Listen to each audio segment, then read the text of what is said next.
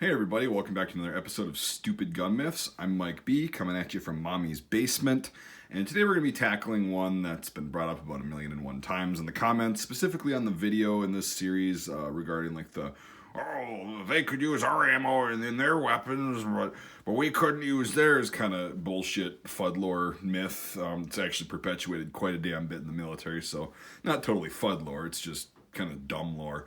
Anyway, this is going to be regarding the two calibers here today specifically. We did 308 or 7.6251 NATO last time and 7.6239. Now we're going to be doing another Soviet bloc and Western caliber. So on the left here we've got the lovely 5.56 by 45 millimeter. I think this is M193. Anyway, and then on the right, we're going to have the 5.45 by 39.5, technically. It's commonly called a 39, but it's technically a 39.5 millimeter. That's designed for the AK-74 platform of weapons. This is, of course, designed for the AR and M16 series weapons. So basically the myth is that the AK-74, this is not an AK-74. Just I have to say that because everybody, it's not technically an AK. It's a semi-automatic sporting rifle. Yeah, I get that, but it's designed off of the AK. It's a surplus parts kit that's on a semi-receiver. So yeah, all right, whatever. I'm just going to call it an AK-74 platform because that's a style rifle. It's like the later AKs that came out and the Russians used and they still use today are going to be utilizing the 5.45. Now, that round came out in 1974, which, if you know your history of cartridges, is a few years after the 5.56 came out. So did they copy it to be exactly the same? No. Short answer, no. And I'm going to demonstrate that to you today. So basically, the Soviets were a little bit later to catch up to this, and then later on, even the Chinese were a little bit late to catch on to this. Of the whole intermediate, like really small caliber, high velocity intermediate cartridge, so you can actually carry more cartridges per soldier. And you know, you can even carry more of these because they weigh significantly less than a 7.62 by 39 millimeter.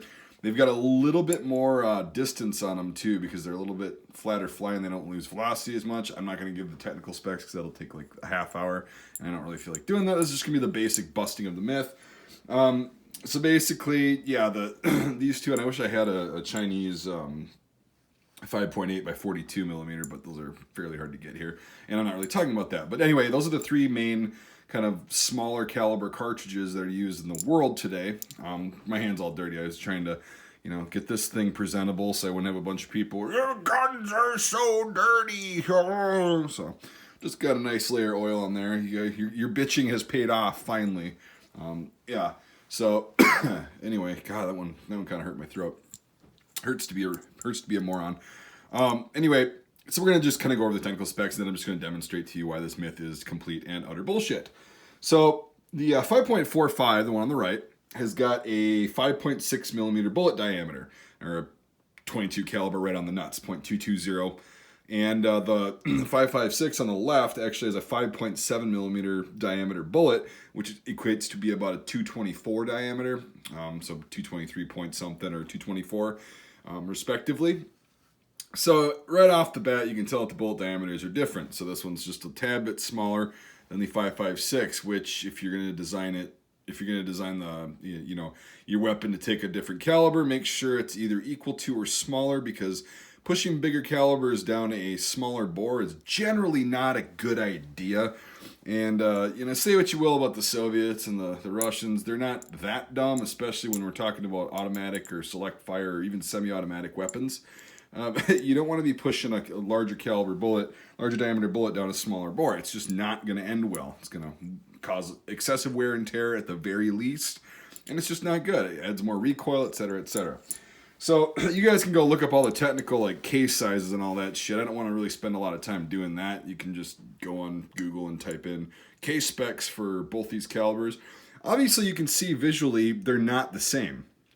The 5.45, the case is significantly shorter, although the overall length is relatively similar. The bullet's a lot differently shaped than the 5.56. The case diameter at the top and the neck and the base is significantly different. The 5.45 is a little bit wider. Also, the rim, the 5.45 rim is a little bit smaller, and I'll demonstrate that here in a little bit. I already did a pre-demonstration just to confirm this before I actually made the video, and just about fucked over one of my ARs, so I'm not going to totally chamber this. I'm going to try to get this in frame. So basically, yeah, you can go look up all the technical specs. They're not, I mean, all the Soviets did, honest to God, where this myth kind of comes from probably, is the Soviets got the concept and the idea of a smaller caliber, high velocity cartridge that can be, more can be carried from the 5.56. That's about it. It's just basically, like, I'll do another myth video in the very future about, the Sturmgewehr 44, MP44 is, it's just Kalashnikov copied it. No, he actually didn't. He copied the concept, and used the concept of that rifle to create the AK-47. But it's the same thing with this cartridge. It was not copied. It was, the concept was taken, used, and they came up with their own design, and that's what happened. So, just to demonstrate this, guaranteed these weapons are hot, because I never check my weapons before I do videos. I just kind of throw them out here on the table and hope for the best. So, what's funny is, oh, geez, look at that. But, safety check. Oh, wait. There, nothing came flying out. Look at that shit. All right. Safety check this one, too, because, guns. Ooh, damn, that thing needs lube. That's what she said. Anyway, yeah, so I'll safety check that. What's interesting, though, is I'll show you some similarities and some cool things before I demonstrate. I know you guys bitch about me going for 10 minutes, but there's a lot of things that I wanted to cover, and I had to cut a bunch of shit out. So this is an AR-15 mag or M16 mag. The 5.45 will actually fit in there just nice. It's a little bit more tapered, so you start having issues down when it starts curving right there. But it generally will feed out of here okay. From, just me doing that. And I think there's no weapons. It's the other way around. Never mind. And then same thing, vice versa, because the case length, or the overall lengths are very similar. So this is a AK-74 mag. Bam. And it'll actually clear that, just barely, but it will clear that and fit in the magazine. Now, it's about as far as we go with that. So I'm just going to set these guys to the side really quick. Now what we're going to do is we're going to, let's see, what do we want to do first? Let's do the M4, or the AR-15, It's not M4, it's not select fire. I know, I'm just a habit. Anyway, all right. So I'm just going to try to, yeah, cool, that's a decent shot. I'm not going to let the bolt go home, hitting the bolt release. I'm just going to show you, that is how far the 5.45 goes into the 5.56 chamber. The case diameter is a little bit bigger, which is why it causes that to not chamber. Now, I'm not going to... Yeah, that's about as far as it goes. I don't want to slam it because it's kind of hard to get. I have to get a cleaning rod and all that shit. But that's as far as it goes into battery. It's not going to work. I tried it earlier on my other AR that I totally almost fucked over. It does not go in the chamber no matter how hard you hit it. Oh, God. I'm going to have to clear this one out again later. Nope, there we go. Whew. That's why I didn't want to slam it, because even just the little bit of pressure from the bolt riding on it caused it to stick in the chamber. Now, we've got the 5.56, okay? We're going to pull the charging handle back, and we're going to drop this in there. That is as far as it goes forward. Now, if you didn't notice, I didn't let it slam forward, on the AR-15, the bolt face and the extractor and all that shit will not pick up the rim of the 5.45. However, so that's as far as that goes into battery, okay? Now, I don't like doing that because it's got a floating firing pin, but I didn't let it go home that hard. That's as far as it's going to go into battery. If you try to push it in here, you're not going to get that case out. You're just going to have a one-shot rifle if you get a shot off, which is highly unlikely. Now, what's weird is this bolt will actually pick up on the rim because it's slightly larger than the 5.45. It just pushes the extractor out a little bit farther, which probably isn't too good for it. But you can actually get this out without having to pry, and the chamber design's a little bit different too than the star chamber and all that shit. So there you have it. Did I bend that? Yep, see?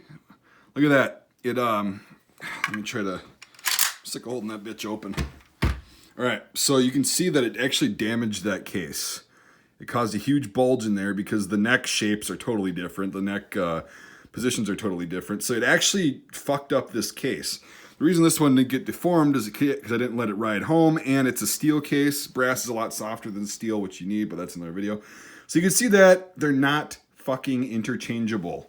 I really wish people would stop this shit. Yeah, .38 special and .357 is the exception that everybody wants to point out. I'll do a video on that eventually, but it's not a myth because that's one of the very few weapons that's designed to shoot both calibers. 99.9% of weapons are not designed to shoot a caliber that they were not intended to fire. So that being said, that's about all I've got on this myth. I appreciate you watching. Let me know what you think. Hopefully you learned something.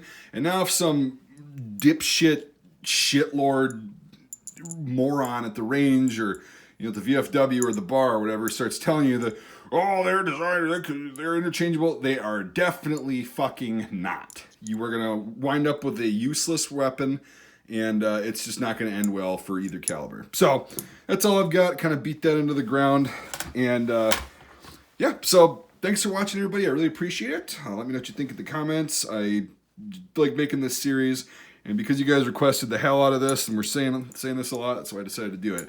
Also, if you consider becoming a supporter on Patreon, the link to that is in the description. It helps me get props like this and ammunition and stuff to go out and make shooting videos and kind of do visual things like this and actually debunk this myth on camera.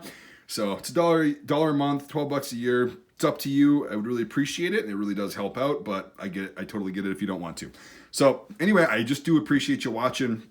Like, comment, do what you want. Subscribe if you haven't. I'll just tell you all the cliche bullshit that YouTubers say. And yeah, make sure you share this video too, because this is about scary guns, and I'm probably gonna get algorithmically fucked here pretty soon. So yeah, make sure you share this video out to your friends and stuff, and especially use it to debunk people that are saying this shit online.